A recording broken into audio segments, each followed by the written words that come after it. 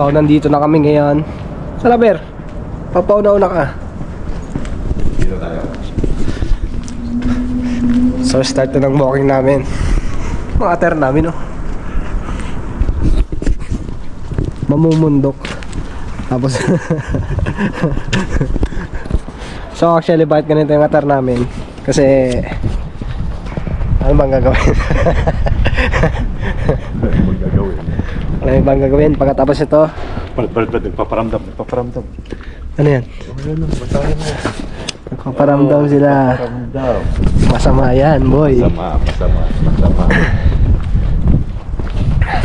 Kaming demonyohin. Demonyo tayo ng ano, ng buhay natin.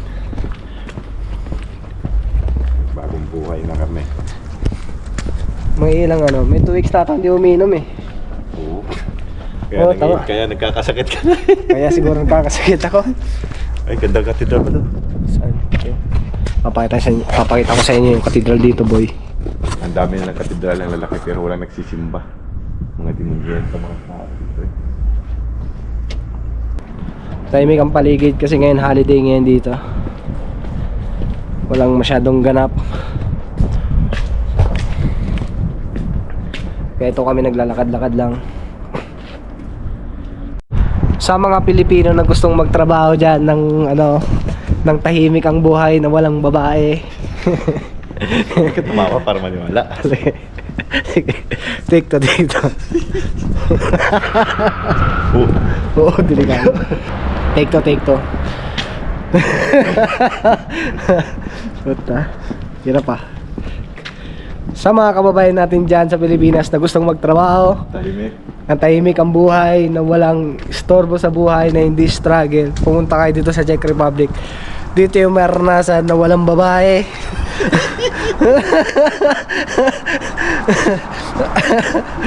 Wala talagang babae dito. Yung hindi ka matutokso. Sa Taiwan kasi magano dyan. Huwag kayong ano dyan sa Taiwan na yan kasi huwag kayong mapakampante sa Taiwan kasi dami talaga dyang mga malilikot yung putotoy. Dito tayo, doon tayo. Mga putotoy tsaka pumani. Kaya kung gusto nyo mag-abroad, dito kayo. Gusto nyo tahimik ang buhay, walang masyadong gastos, dito lang kayo sa Europe. Maganda pa. Oh, ganda naman ito. Nakalambo. Audi, Lambo. Lamborghini. Bakang Paco. Ay, Porsche. Porsche. Porsche. So nakita kami ng Porsche.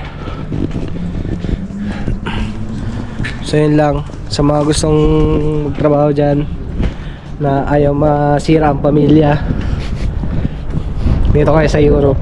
Huwag lang kayo pahuli. Oo. Wag lang kayo pahuli, syempre. Doon kasi sa Taiwan kasi marami talagang ano doon. Daming Pinoy, daming chismosa. Siniraan. Maraming maninira doon. Dito kunti pa lang yung tao, hindi kayo mahuhuli dito. Konti pa lang chismos. Kunti pa lang yung chismosa tsaka chismosa.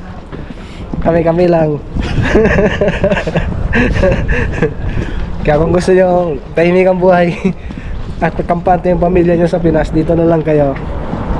Ano pa, pag uwi mo ng Pinas, buo pa pamilya mo, parang walang nangyari, hindi halata. Hindi pa maluwag. Tsaka nagustuhan ko lang dito sa Europe, guys. Ano, high-tech talaga dito. Hindi katulad sa dyan sa bansa natin. Bulok ang sistema. Walang kwenta. Dito ay simple lang yung buhay. Kumbaga parang probinsya style, no? Probinsya style na. Hindi probinsya style, hindi probinsya. Oo. Kumbaga ano siya, high-end Province. high-end province. Kasi dito digital na lahat. Yung mga transportation madali lang, easy lang. Tapos yung sinasabi nila cost of living, huwag kayo paniwala doon, mura lang dito. Mura lang pagkain, karne, gulay, medyo mahal nga lang yung gulay, pero based sa sinasahod nyo sa Pinas, much better pa rin naman dito talaga.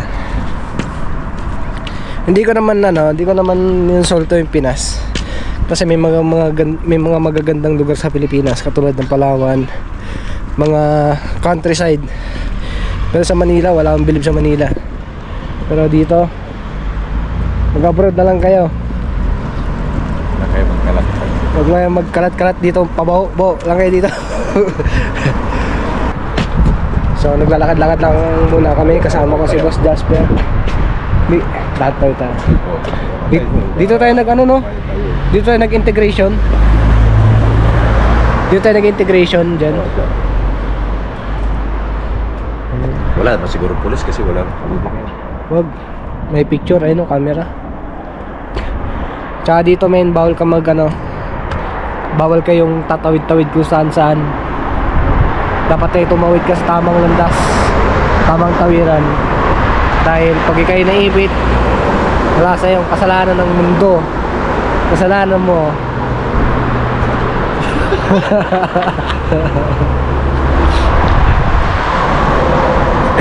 Namunod pa yung labi ko. Lapa, ulit, dito. Eh sa bundok na yan. Yung harap, mataas tayo, di ba? Oo. Yung likod niyan, nandyan yung zoo. Nandyan yung ibang tropa natin. Yung kaibigan natin nandyan. Nandyan. Ostrava Zoo. Ayan, so yan yung tinutukoy niya guys, yung doong banda. Sa likod yan. Sa likod Yung yan. lugar na yan, lugar ng mga mayayaman yan. Kala ko may iso dyan, nandiyan yung mga tropa natin. Yung ibang tropa nating mayayaman nandyan. Tatay. Ano yung tawag nito? Cherry blossom? So may cherry blossom na pala dito. Ayan. Cherry apple. Cherry apple. So dito na kami tatawid ngayon.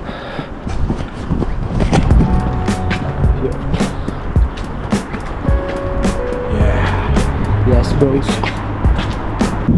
Ganyan yung mga bulaklak ng kakawate. Walang bubuyog dito. Wala mo ba yan? Puro simento eh. Kung may buho sana, alam mo yung buho? Oo. Kung may buho sana dito. Seba hindi alam yung buho eh. Bakit di alam? Hindi ko alam. Oh, Kabuo. may Honda Civic. Doon ang Pinas ah. Pinas yun oh. Pinas yung complete number. Pinas ba? Hatchback Honda Civic. Bigote. Tama ba?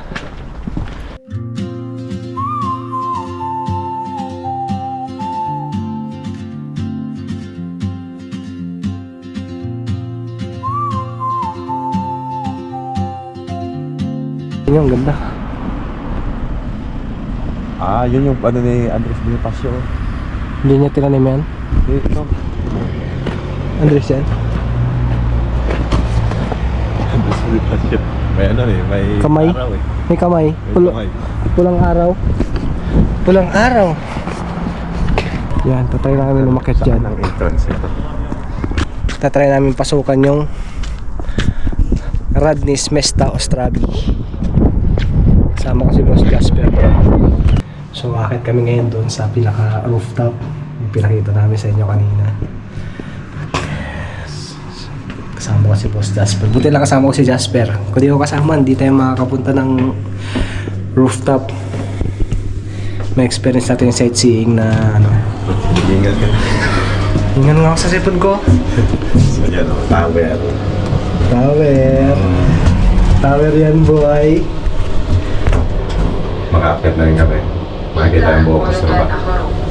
So makapunta namin ng tower. Ito pa lang yung first tower na mapupuntahan ko. Ikaw ba? First time din. First time. Sa labas lang kami, di namin alam paano pa pasok eh.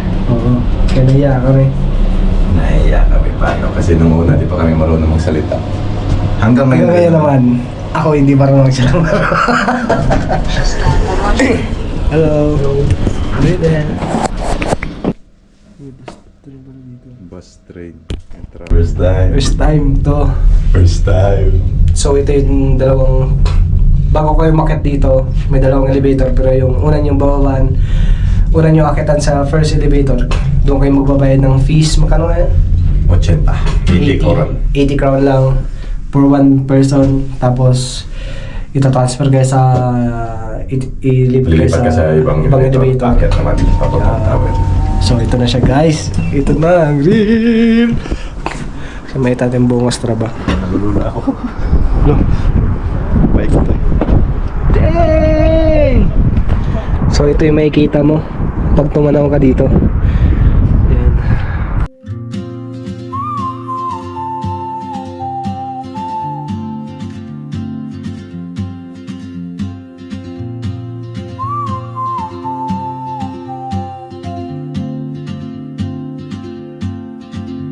She moves like a map with no Kaya ito kasi sila pinapakalagaan yung lugar na dito. Kahit na maunlad sila, pinapakalagaan pa rin nila yung kalikasan nila dito. Kaya ganito kalinis dito. Yan. Ganyang kalinis. Nakikita nyo. chasing skies I've never named. Kaya the best dito sa Europe. So nandito pala kami ngayon sa Ostrava, sa Czech Republic. At dito kami while nagtatrabaho. Habang nagtatrabaho, nag-enjoy kami, nagta-travel kami dito. At ini-enjoy namin yung bawat oras na nandito, bawat araw, bawat taon, bawat buwan na nandito kami. At syempre, para ma-experience namin yung ganda ng view ng Ostrava. Ito nakikita yung river na yan, ang linis na dumadaloy, sumagana dahil uy, ito, ano ba? Diyos ako nga. So dito kami ngayon sa tower. Nasa tower kami ngayon. At titingin tayo sa telescope. So nandiyan kami kanina sa baba.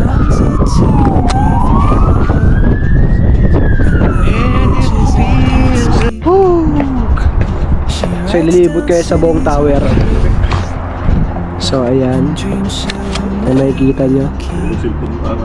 So nandun pala yung bahay namin.